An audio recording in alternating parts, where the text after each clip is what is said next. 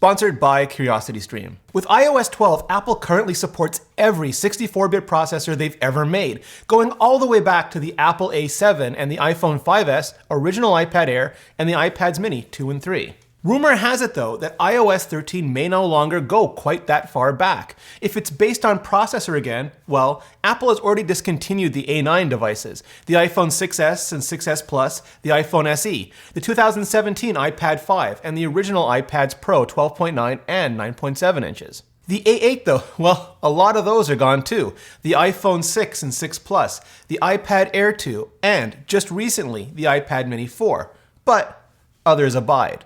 Like the Apple TV 4, which Apple now calls the Apple TV HD, the year-old HomePod, and, of course, the still available iPod Touch 6. Now, the Apple TV and HomePod run offshoots of iOS, not the proper version like the iPod Touch does, so there's probably less to worry about there from a compatibility point of view. But what if it's less about processor and more about screen size? What if Apple and developers are finding it more and more painful to keep supporting that old 2012 era 4-inch display? iPhone 5 and iPhone 5C are long gone. iPhone 5S and iPhone SE have been discontinued as well. But that iPod Touch 6, again, is still being sold, at least for now. That could change though, maybe as soon as WWDC 2019 in a few weeks, maybe later this year during the annual September iPhone event, sure, maybe never, but there have been some rumors. So, hit subscribe, drag and breath that little bell gizmo so you don't miss any more videos, and then let's go over everything. I'm Rene Ritchie, and this is Vector. The original iPod Touch launched just a few months after the original iPhone, way back in September of 2007.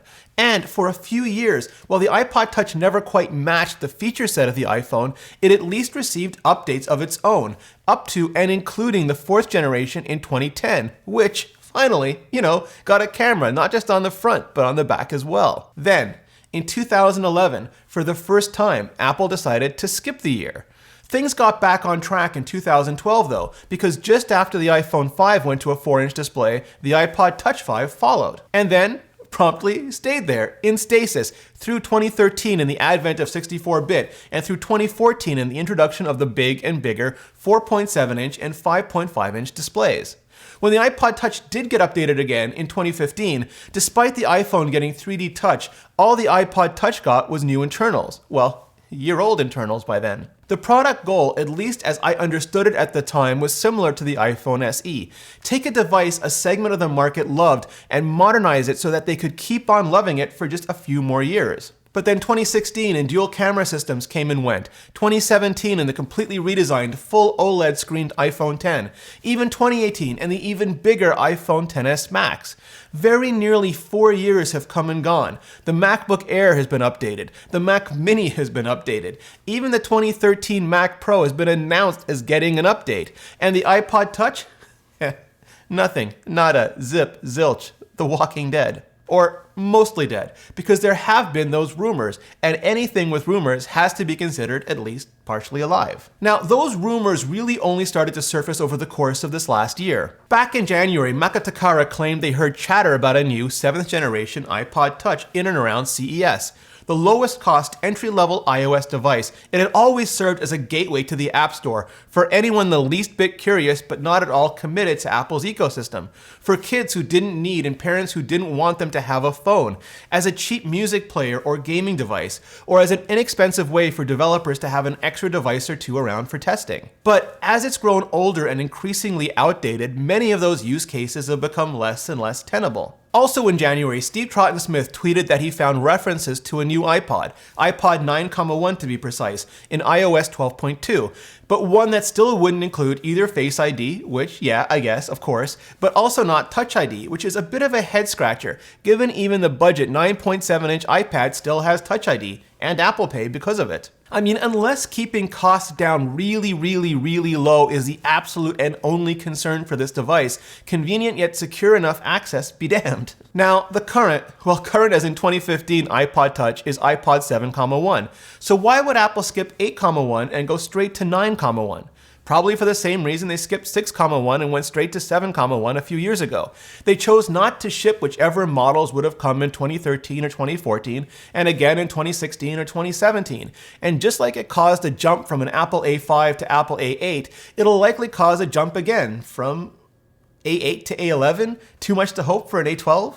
In February, supply chain exfiltrator extraordinaire Kuo Ming-chi released a big old list of predictions, including an iPod Touch with an updated processor. And if it's starting to sound like that's the consensus, a new iPod Touch that's not really new in terms of design, screen technology, authentication, or anything else remotely modern in terms of any other iOS device, then that's because it is. Back in March, when Apple was doing what felt like a week of new products, with new iPads Air and Mini, new iMacs, and eventually new AirPods, it sounded like the new iPod Touch would land that week as well. But the week came and went, the month came and went, with nary an iPod Touch in sight. So it sounds like what we could be getting is a spec bump.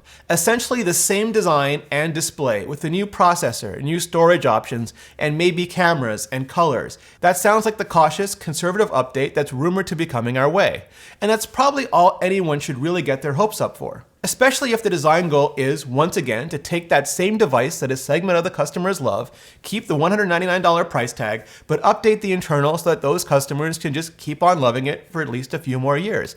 That's probably the most any of us should expect. But on the other hand, part of me would love nothing more than something more, even a lot more. Sure, we just got a new iPad mini with a really nice 7.9-inch display and a hella fast processor, and it can run all the really productive and creative apps in the iPad App Store. It's not the same as an iPod Touch though. Not for kids, not for developers, not for anyone who just wants a super thin, no phone plan device to stick in their pockets for music, gaming, or testing. What I'd love to see, what I'd be super interested in seeing is something closer akin to an iPhone XR, minus the phone part. 6.1-inch edge-to-edge liquid retina display with an A12 processor and that same single camera system on the back. But that's probably way too aggressive for that $199 price point.